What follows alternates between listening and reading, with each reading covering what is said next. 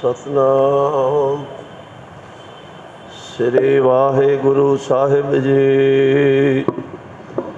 एक ओंकार सतनाम करता पुरख निरभउ निर्वैर अकाल मूरत अजूनी सैभं गुर प्रसाद। आवो सिख सतगुरु के प्यारेओ, गावो सच्ची बाणी। बाणी तंगावो गुरु केरी, बाणिया सिर बाणी। जिनको नदर कर्म होवै, हृदय तिना समाणी। पीवो अमृत सदा रहो हर रंग, जपहो सारंग पाणी। कह नानक सदा गावो, ए साची बाणी। सतनाम श्री वाहिगुरु साहिब जी। जेहबा गुण गोबिंद भजो, कर्ण सुनो हर नाम। कहो नानक सुन रे मना, पर न जम कै धाम। कहो नानक सुन रे मना, पर न जम कै धाम। दसां पातशाहियां दी आत्मक जोत, ज़ाहिरां ज़हूर सर्व कला भरपूर, जबर तखत दे मालक साहिब श्री गुरु ग्रंथ साहिब जी दी पावन पवित्र हजूरी अंदर जुड़ बैठी गुरु प्यारी साध संगत जीओ, गुरु फतेह प्रवान करो जी। वाहिगुरु जी का खालसा, वाहिगुरु जी की फतेह। गुरु तेग बहादुर पातशाह जी दे पावन पवित्र 400 साला प्रकाश पुरब नूं समर्पित जो पातशाह जी दे पावन सलोकां दी विचार चल रही है। 20 श्लोक तक जो आप जी ने विचार सरवण की है। अज 21वां श्लोक आप जी ने सरवण किया। सतगुरु पातशाह जी सारी बाणी जड़ी वैरागमई बाणी है गुरु तेग बहादुर पातशाह जी की, ते हर एक मनुख नूं सुचेत किया है, भाई तू उस परमात्मा का सिमरन कर। ते जे उनका सिमरन करेगा तो की प्राप्त होएगा, तो की तेनू नहीं प्राप्त होना, सब कुछ इन्हां श्लोकां विच सतगुरु पातशाह जी ने दर्शाया है। जेहबा गुण गोबिंद भजो, करण सुनो हर नाम। मैं पिछे भी बेनती की सी कि तकरीबन सारी जिहड़ी इन्हां च भाषा वरती गई है हिंदी दी है। जेहबा कहते हैं इस जीव नूं, गुण गोबिंद सुनो भजो। इस जेबा दे नाल उस परमात्मा का सिमरन करया करो, ते इन्हां कन्नां दे नाल हरि दा नाम, परमेश्वर दा नाम सुनना करो। गुरु नानक पातशाह जी कहते हैं कि उस मालक दे गुण इन्ने हैं, एक दू जीवों लख होए, लख होवे लख 20, लख लख गेड़ा आखी है एक नाम जगदीश।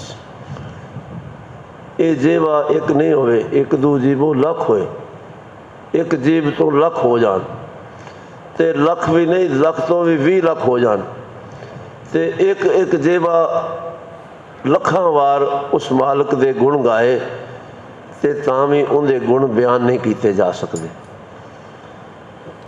गोबिंद गो धरती नूं कहते हैं, ते बिंद पैदा करने वाला वो प्रभु सारी धरती दे जीवां दा पैदा करने वाला वो आप है।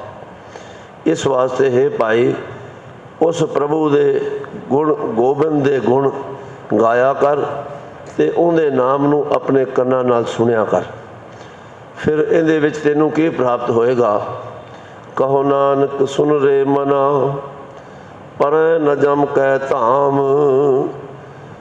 धाम कहते हैं घर नूं। जमा का जिहड़ा डर है मनुख नूं कि पता नहीं किस वक्त जम इस मनुख नूं आके पकड़ लैन। पर जे तू उहदे मालिक दे गुण गाएगा, उहदे गुणां नूं कन्नां दे नाल सुनेगा, तो यह मेरे मन हर एक सलोक विच सतगुरु जी ने अपने मन नूं संबोधन करते हुए सानू समझाया है। एक जगह ते सतगुरु जी ने कहा, मन रे कहाँ भयो तै बौरा, मन रे कौन कुमत तै लीनी।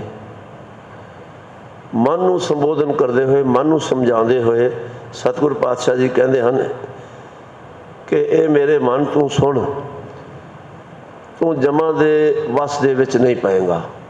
जम तेनू कुछ नहीं कहणगे, क्योंकि मनुख नूं डर ही जिहड़ा है सब तो वड्डा मौत दा है। अगले श्लोक में पातशाह जी फरमा रहे हैं, जो प्राणी ममता तजै लोभ मोह अहंकार, कहो नानक आपन तरह और लेत उधार।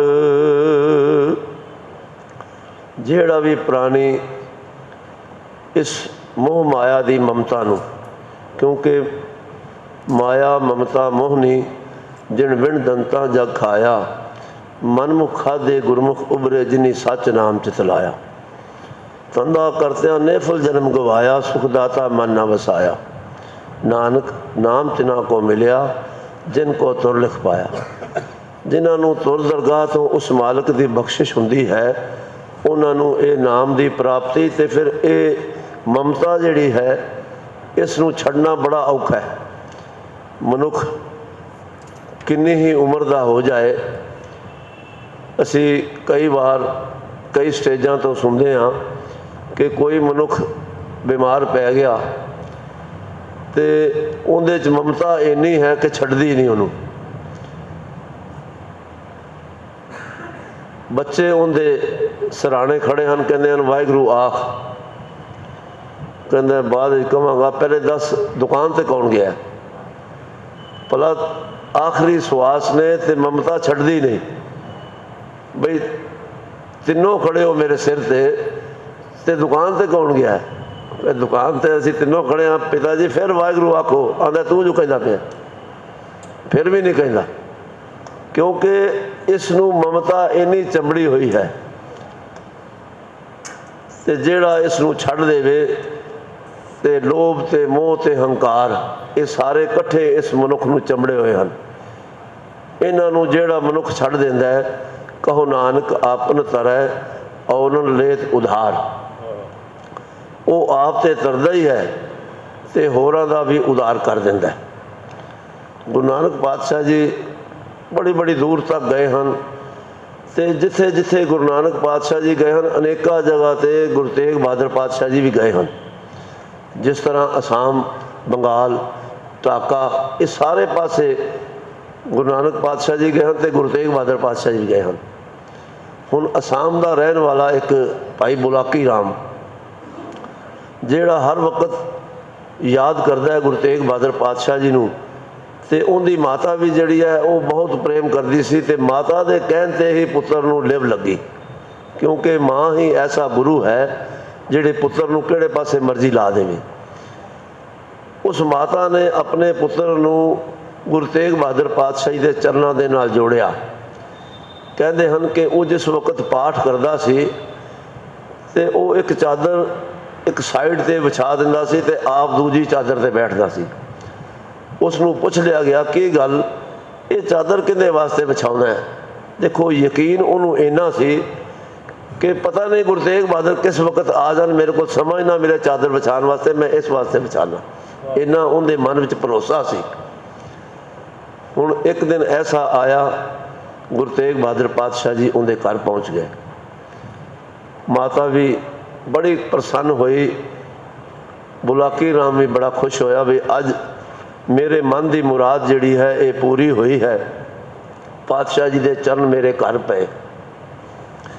कहते हैं कि 3 दिन गुरु तेग बहादुर पातशाह उनके घर रहे हैं। 3 दिन किड्डा भागा वाला होएगा कि जिंदे घर गुरु तेग बहादुर पातशाह 3 दिन रहे। तो जिस वक्त जान लगे तो माता ने चरणों ते डिग के बेनती की कि पातशाह तुसीं जाओ ना, साढ़े कोल रवो। पातशाह जी कहन लगे भी तुहाडे वर्गे किन्ने ही लोग इंतज़ार कर रहे हैं, वेख रहे हैं, रस्ता वेख रहे हैं, तो मैं जाना जरूर है। नाले उस अकाल पुरख ने मेरी ड्यूटी लाई है जिहड़ी, मैं उस तरीके नाल चलना है, तो मैं नहीं रह सकता।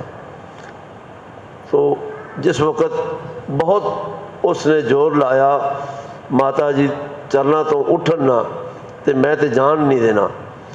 गुरु तेग बहादुर पातशाह जी नूं उस माता ने एक दिन होर रखा कि पेंटर बुलाया, गुरु तेग बहादुर पातशाह जी तस्वीर बनाई तो अपने कोल रखी, तो उस माता ने गुरु तेग बहादुर पातशाह जी नूं जान दिता।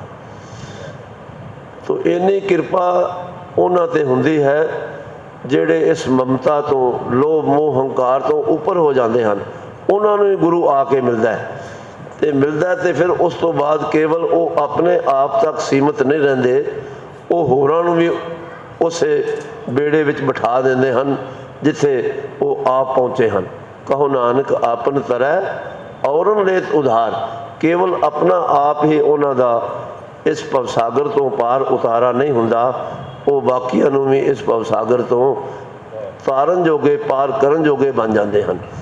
ज्यों सुपना अर पेखना ऐसे जग को जान,